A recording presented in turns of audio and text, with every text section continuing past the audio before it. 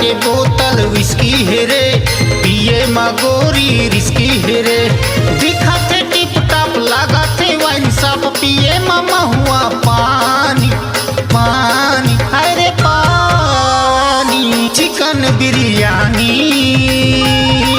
गोरी तोर जवानी, चिकन बिरयानी गोरी तोर जवानी। बियर के बोतल विस्की है रे, पिए माँ गोरी रिस्की है रे।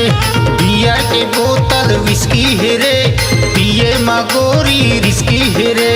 दिखाते टिप टाप लगाते वाइन साप, पिए मामा हुआ पानी पानी, अरे पानी। चिकन बिरयानी गोरी तोर जवानी, चिकन बिरयानी गोरी तोर जवानी।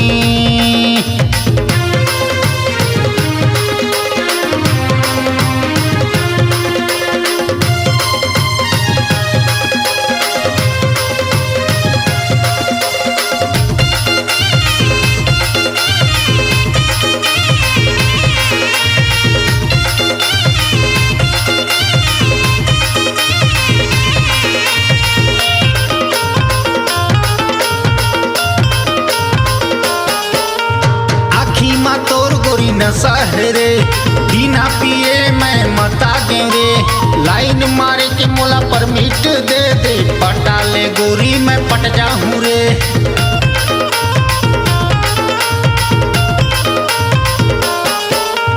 आखी में तोर गोरी नशा है रे, बिना पिए मैं मता दे रे। लाइन मारे के मोला परमिट दे दे, पटा ले गोरी मैं पट जाऊं रे।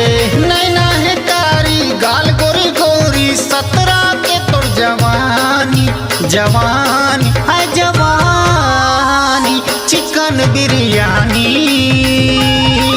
गोरी तोर जवानी, चिकन बिरयानी गोरी तोर जवानी।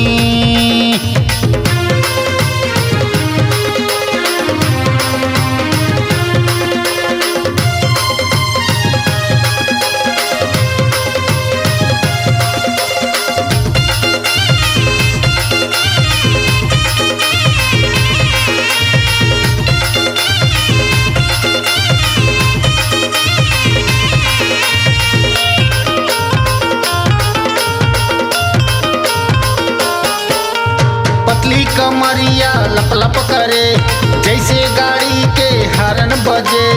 आँखी में तोरे सपना हवे, वो दिल में तोरे चेहरा बसे।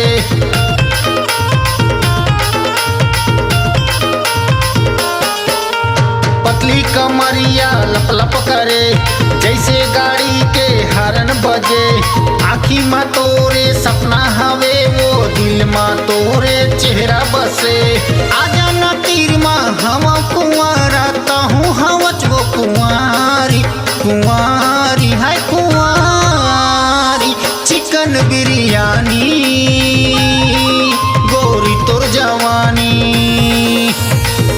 चिकन बिरयानी गोरी तोर जवानी। बियर के बोतल विस्की है रे, पिए माँ गोरी रिस्की है रे।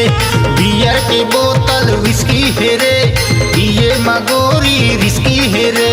दिखाते टिप टाप लगाते वाइन साप, पिए मामा हुआ पानी पानी, अरे पानी। चिकन बिरयानी गोरी तोर जवानी, चिकन बिरयानी गोरी तोर जवानी। चिकन बिरयानी गोरी तोर जवानी, चिकन बिरयानी गोरी तोर जवानी। अपनी आवाज को दीजिए एक नया मुकाम।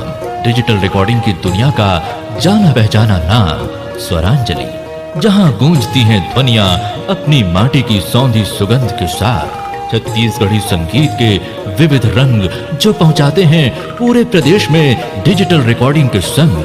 स्वरांजलि स्टूडियो, नेमीचंद गली नंबर 2, गंजपारा, रायपुर।